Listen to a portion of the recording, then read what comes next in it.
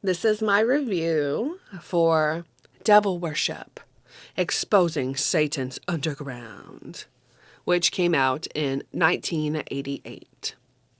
So, really, it's not like a film as a broadcast because it was for TV. But Devil Worship is a piece of so called investigative journalism that was made for TV, came out in 1988, and is a real mirror to the hysteria that surrounds the satanic panic from that time period. Immediately, the broadcast starts off by alluding that various big names in prison, such as Charles Manson, the son of Sam, David Berkowitz, might have done their crimes due to being in league with Satan. From the start, I already knew not to take this seriously in any way, as it was clear that these people knew nothing about the crimes involved, just from that alone. So, I know I've called him Geraldo in the past. Keep in mind, I was born after all this happened. But Geraldo Rivera comes out in the opening, and you see a shot of Zena LeVay in the room, actually. I was like, oh, that's surprising. Unfortunately, just quickly to get ahead of myself, Xena barely gets to even talk during this. She has like 3 sentences, and then they interrupt her. But alleged former Satanists are interviewed with the same stories of blood and consuming blood. This film puts more emphasis on metal being evil and satanic, with footage of King Diamond in this video too. So King immediately makes this really great point that seeing a show and watching the news are not the same. Going to like a metal show. Anyway, King Diamond says that, if people could be so easily influenced by going to a metal show, doesn't that mean that they would be influenced from watching the news? He makes the fantastic point that the news is the real thing. King admits that he's a Satanist, and he points out that but he doesn't try to force it on anyone. Of course, right after he says, I don't force it on anybody, Geraldo is like, bullshit. Well, he says bull, because of like the lyrics and the music. And then you don't see King Diamond for the rest of this on top of that. So it's like, okay, dude. So, various other metalheads are interviewed, and one makes a really good point that people think that metal is going to turn their kids evil, yet it's the parents who are screwing up their kids from the start. And that's the truth. The film makes the claim that a rise in grave robbings over in Louisiana is the work of Satanists. There doesn't seem to be any proof of this, though. How would we know that what the grave robbers' religion was? And this is never brought up like the rest of the broadcast, by the way. Once again, we see graffiti on the walls as some sort of contention for satanic activity. One of the things pointed out is a bloody skull and crossbones, which the art is laughable because it looks happy. The skull on the wall looks happy to be there. There are examples, though, of churches and graves being defaced, which I do think is wrong. But since writing this review and then watching other videos about the Satanic Panic, I noticed what they use in this broadcast was stolen from older Satanic Panic broadcasts. So they're acting like this is happening right now. No, you're showing footage from a church defaced about 5 years before. So it, once again, more dishonesty. Right after this, though, the newscast brings up mutilated animals and shows the actual carcasses. Keep in mind, this was for TV, so they're showing mutilated bodies on fucking television just for anybody to turn on, which is insane to me. Already, King Diamond is proven right that the news shows the real thing. Or is he technically wrong? Because most of this shit's made up, right? But you know what he means, right? Their examples are more brutal to look at and would conjure more ideas for those looking to do the crimes. They're giving ideas to people that want to do crimes than somebody that just would go to see a Merciful fucking Fate show. The topics of teens killing in the name of Satan is brought up, and of course this already starts to rub me the wrong way because it reduces the impact of the actual crimes that occurred. They bring up examples of brutal murders, such as a teen named Tommy Sullivan that killed his mother and then himself. The film shows a crime scene photo of an actual fucking crime scene photo of the dead mother, by the way. They put so much emphasis of this murder happening because of Satanism, but never anything is talked about on psychology. No one seems to think that it would be possible someone could be experiencing severe psychological mental illness. Instead, it was asked if Tommy Sullivan was possessed. Ozzy is then interviewed, and he doesn't get very much of a segment. They try to make him seem like, oh, he doesn't know what he's talking about. And Ozzy says not all of his songs are about Satan and Satanism. He said he just wanted people to have a good time. Sean Sellers, a convicted murderer, is interviewed, this part and then a little bit at the end of the film too, who was a big name because recently at that point in the broadcast, he killed in the name of Satan. He stated that he killed to prove his allegiance to Satan and to prove his hatred for society. Once again, that is mental illness that sounds a lot like, just off the top of my head, like antisocial personality disorder. Did anyone get a fucking psychiatrist on this dude? Seriously. And later on, he goes on, Sean Sellers says that he used to worship the devil, but not anymore. He believes in Jesus Christ. So this dude who's on death row became, what do you know, a jailhouse convert. You know who else became a jailhouse convert to Christianity when they were put on death row? Oh, Susan Atkins and Tex Watson. Wow, how funny that works out. Anyway, another example of teens that murdered in the name of Satan is mentioned, where 4 teens allegedly dabbled in Satanism and animal mutilation, then beat a classmate to death. I am seriously not understanding why they show so many pictures of mutilated animals. I mean, obviously it's to drive their point and make the topic scary to the audience. But what does this actually accomplish? Just higher ratings, right? Higher ratings, more money, yeah, But of course, the fear-mongering. I also question where they got these photos from. One of the teens, who's named here Pete Rowland, but it's not his full name, stated that he practiced Satanism to gain power, money, and women.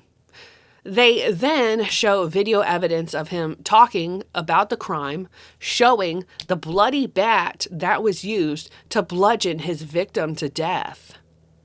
On TV, they just show that. Pete's mother claimed that he withdrew from his family and even discontinued eating dinner with them. And they then tried to paint the picture, as they do this later at the end of the film too, that he was influenced by metal because the music talked about Hail Satan and apparently gouging out people's eyes. But this doesn't corroborate what the lyrics to bands shown in the film. They show shots of Iron Maiden, Ozzy, Megadeth, and Possessed, but they don't discuss with the viewer any of the lyrics to these artists. So we're just supposed to assume, right? Well, if you actually listen to any of these fucking bands, you know that they're full of shit.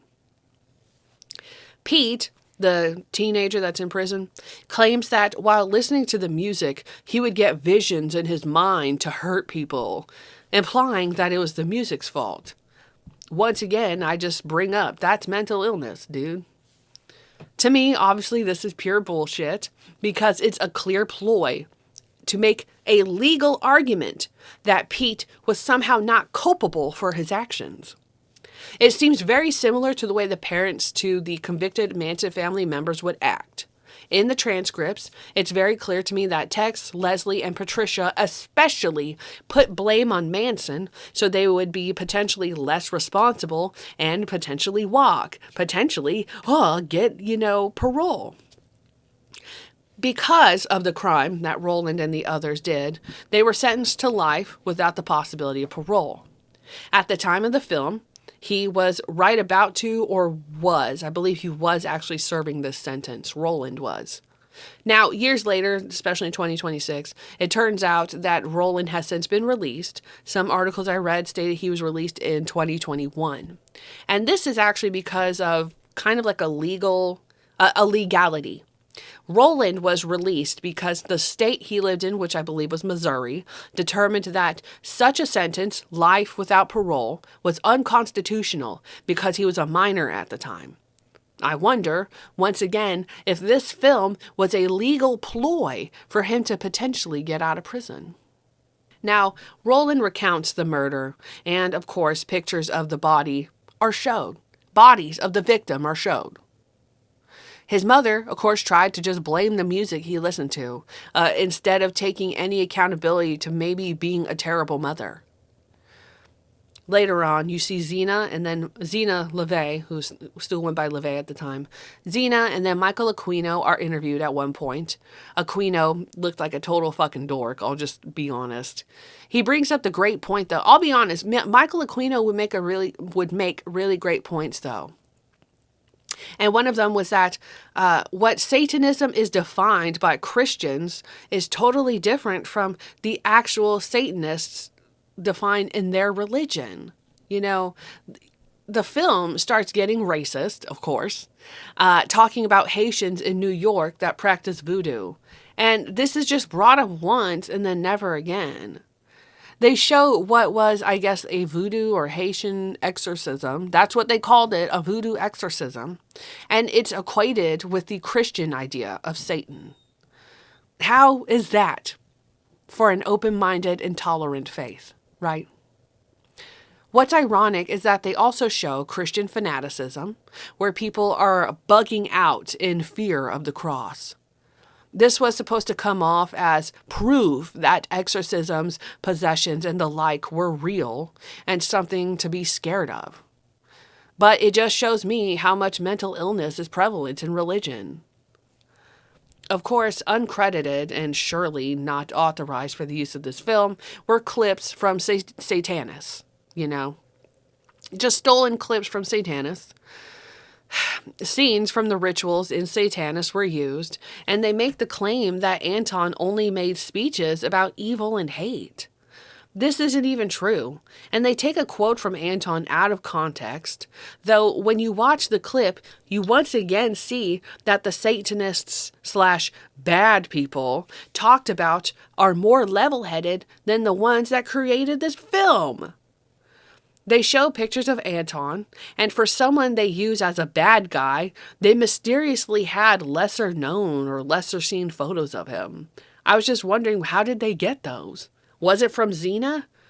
Interestingly, this film points out that Jayne Mansfield was once one of Anton's most devoted followers in the Church of Satan. Rivera talks about animal mutilation in Louisiana, and they show a rotting carcass where two WASPs, white Anglo-Saxon Protestants, just seem happy to be on TV.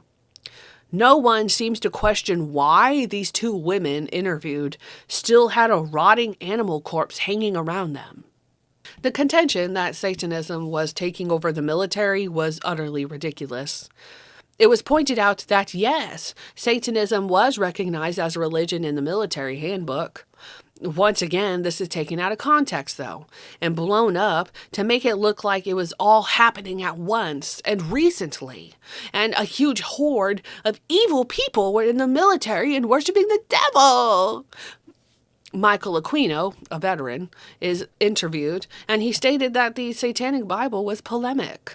It wasn't meant to be taken literally,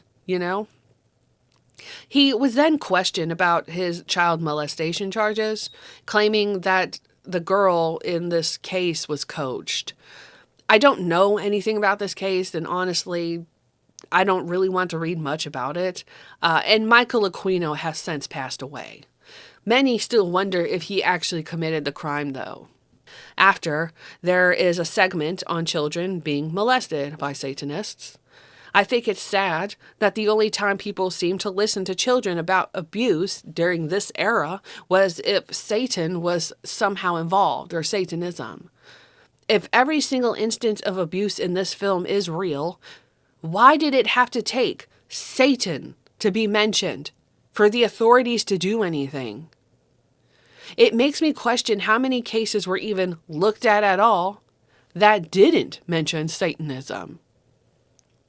There are strange claims, such as children being defecated on, urinating on, and then having to shoot guns, but not in the redneck way, in like a evil satanic way.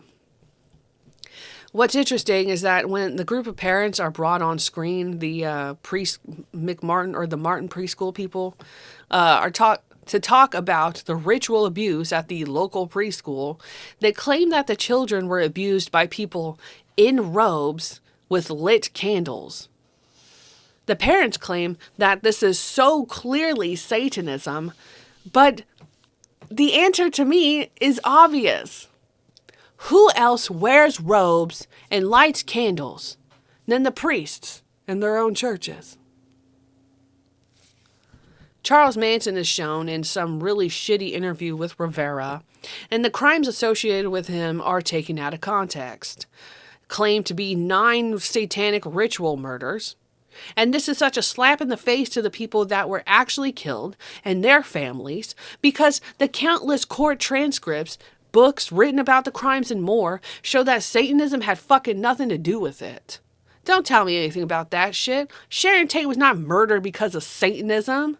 Please, that shit was about fucking drugs. Hell, even still, at this point in time, most people believed in the race war and helter-skelter theory as popularized by Vincent Bugliosi. If we even just brought up helter-skelter, that would be a lot less stupid than the Satanism shit. I'm actually surprised that Vincent Bugliosi didn't interject, actually, or, didn't try to sue or something and force the helter-skelter theory down Rivera's throat after watching this. I can't fathom Bugliosi didn't see this. Once again, this contention of Manson killing people in the name of Satan shows how malinformed and uneducated the people who created this really are. Because first of all, and I'm not exalting or exonerating. I'm not exonerating Charlie, but they make it sound like as if Charles Manson murdered these people himself, and he didn't. We have to point out it was Tex Watson and the other girls. Once again, not informing people the actual truth. So, on top of this, though, what's very interesting is that this came out in 1988. So it's not like the average person wouldn't have been able to know or have heard about the crimes by then. Helter Skelter is one of the best-selling true crime books ever of all time. So by this point in time, anybody could have gone to a bookstore and read about this actual crime.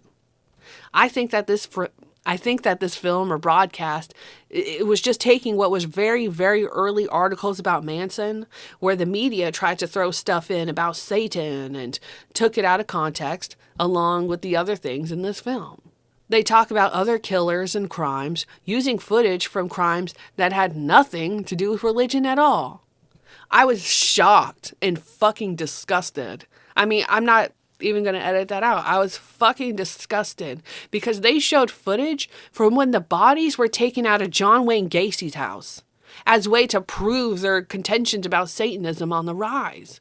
Keep in mind, Gacy was taken to jail in 1978. So this footage is from 1978, 10 years before this broadcast was created. They're just making shit up. Gacy's crimes had nothing to do with Satanism or religion at all. I found this so disgusting that they did this to drive the point home. Gacy murdered at least 33 people, and yet Rivera's broadcast exploited these people's deaths, along with the others, for the sake of pushing a religious agenda. You think Daryl Sampson's mom, or Robert Peast's mom, Timothy McCoy, John Zick, Gregory Godsick, any of those people and the ones I didn't even mention, you think their families would have agreed with this fucking broadcast after seeing that? I seriously question the bloodthirst the creators had with this film. It's very strange, and there's a large amount of crime scene footage involved. There are actual murders talked about in this film, yet the only reason these victims get attention is because some of the religious nuts on the behalf of Christianity. Nicholas Schreck is interviewed, and for whatever reason, there is a very suspicious looking flag in the background. The film tries to associate Schreck's interest in Manson with Satanism, but I think that it might have had more to do with the fact that it was 1988 and his first book, The Manson File, was released the same year the film came out. On top of that, I think he was dating Zena LeVay at that point too, so anyway. Next, murderer Charles Gervais was interviewed, this guy from Louisiana, but it was a complete failure. Gervais did murder a woman, and at the time of the film, he was imprisoned in Angola, which is in Louisiana. In the film, Rivera gets dramatic and insists that Gervais murdered for the sake of Satan to gain 10,000 souls. But when Gervais is asked about why he did any of this, he tells Rivera he can't talk about his case, obviously for legal reasons. I looked up what I could about the case just from a quick Google search, and records show that his crime didn't seem to have anything about Satanism or being committed in the name of Satan. Oh wow, was this just made up for the broadcast? They then go on to talk about the serial killer Robert Berdella, where they claim that Berdella's crimes were committed in the name of Satan. They claim that he killed for satanic rituals. There has never been any proof for this, and it only detracts from the people actually tortured and killed. Rivera had the audacity to ask one of the parents to the victims, "How does it feel to know that your child was murdered?" The audacity. I mean, Rivera shows himself to be an actual piece of fucking shit. The allegations of witchcraft and Satanism were only that. They were just that, allegations. So much emphasis was put on Satan, but not the fact that Robert Berdella was a rapist, a brutal rapist that preyed on people. I wonder if the people involved, if any of the people were interviewed were actual victims, which I do doubt. I doubt any of the people seen there were actual victims. But if they were, I wonder if they only said anything in this film because it was the only way that people would have listened to them. This seems to be proven because a man, Paul Howell, was interviewed, the father of one of the victims, and he stated that the police didn't even listen to him. It was very similar to the Gacy thing where they knew Berdella did something to their child, and yet police never fucking did anything about it. Other people claimed, the police didn't listen to them either when they brought up their concerns about Robert Berdella. Once again, actual crimes have been committed here, and they're talked about in this film, but the focus is on Satanism and things that aren't there, which detracts from the actual tragedy. Apparently, when I just looked it up, even on Wikipedia, Robert Berdella had little, if any, interest in Satanism at all. The film then goes on to talk about babies being bred for the sake of sacrifice to Satan, but Zena LeVay asks for proof. Where are the bodies? It was really strange seeing the women in this segment where they recount their alleged babies being taken from them and then murdered. Multiple women during this segment ended up, you could see they're trying not to smile, but one woman in particular actually smirks, which is fucking weird. It was a case of just bad acting all around, really, the entire broadcast was. But one girl acted like she was sad and crying, but it's clear she was just reciting lines that she couldn't even seem to remember. One woman claimed that the babies being bred would be skinned, ground up, eaten for consumption, covered in concrete, or chopped up and then thrown into the ocean.